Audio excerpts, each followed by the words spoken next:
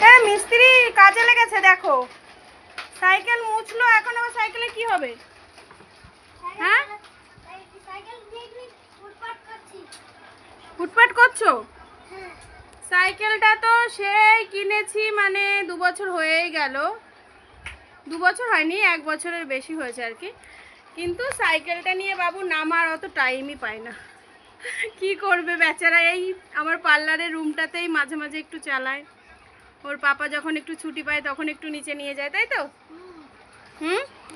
ঠিক আছে, তার জন্য এখন এই যে হাত দিয়েও সাইকেল চালাচ্ছে। ওটাকে কি বলে হাত দিয়েছো যেটাকে? ওটা তো প্যাডেল। এখন হাত দিয়ে ঘোরাচ্ছ তাই? এই বাবা, সে চরকি ঘোরানোর মতো ঘোরাচ্ছিস তো। চরকি ঘোরাচ্ছিস? রাম, কে কে এরকম করো তোমরা? চড়ক? চড়কের কথা মনে আছে? কোথায় দেখেছিলাম বলো তো? ধুপুলিয়ায়?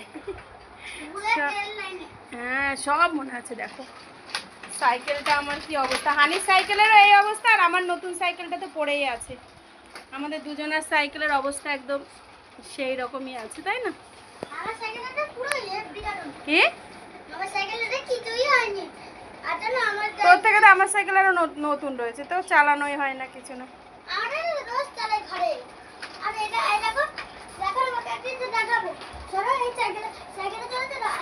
সাইকেলটা তোলবো, ব্রেক থামিয়ে দিলে থেমে যায়।